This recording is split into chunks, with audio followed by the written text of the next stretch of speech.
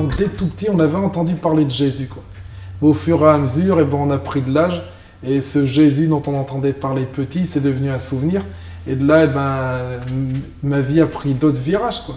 Et c'est vrai que tout a commencé à l'école, on commence à rien faire à l'école, et ainsi de suite. Et puis ensuite, il y a peut-être des choses beaucoup plus importantes, en tout cas dans les choses négatives qui sont présentées à moi, comme la délinquance, le racket, le vol, beaucoup la violence.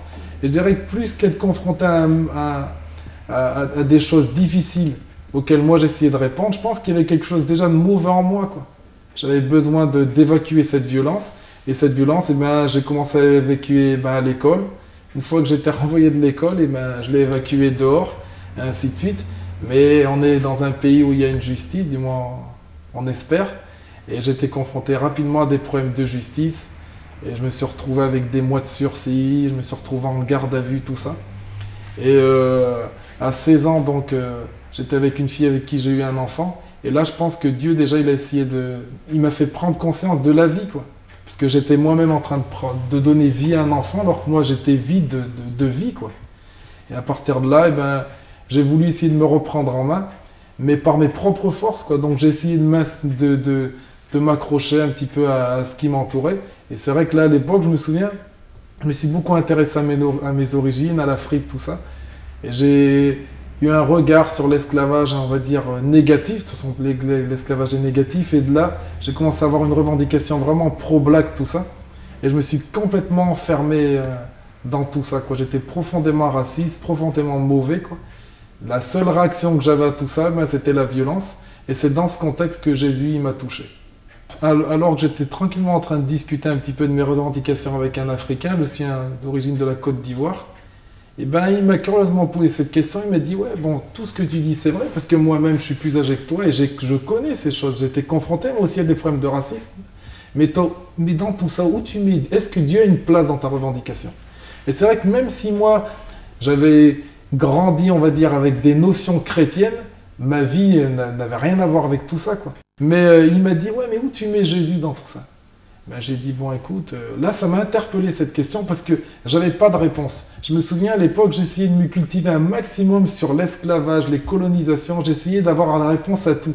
Mais quand il m'a posé cette question, ben, j'avais pas de réponse. Parce que où tu mets Dieu, je le mettais nulle part dans tout ça.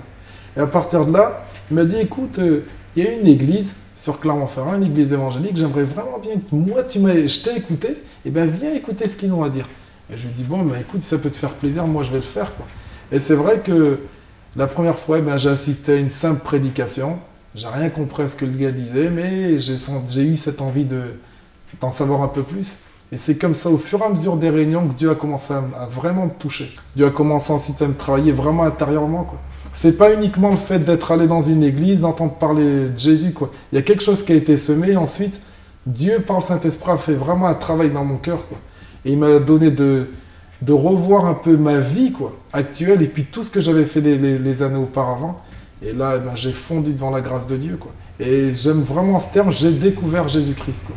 On m'a pas appris Jésus-Christ quand j'étais en galère, c'est pas une assistance sociale qui est venue me sauver, c'est pas même un système mis en place, quoi. J'ai découvert Jésus-Christ comme il l'est réellement, quoi. Et là, ma vie a vraiment changé. Ben déjà, je dirais que je suis plus animé des mêmes pensées. Je veux dire, mes buts sont plus les mêmes. Et je dirais même le regard que j'ai sur l'extérieur, ça n'a plus rien à voir. Je vous disais que j'étais pro-black. Aujourd'hui, vous êtes blanc, je vous regarde, j'ai aucune haine contre vous, vous voyez.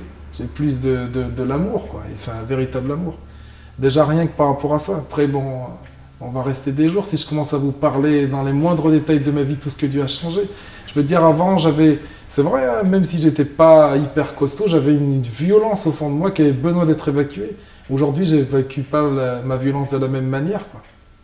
Et puis, je dirais que même au travers de cette relation avec le Seigneur, quoi. Le Seigneur, c'est pas uniquement il vous touche et il vous laisse dans un coin et il vous laisse vous débrouiller. Je veux dire, c'est une réelle relation, ça qui est important.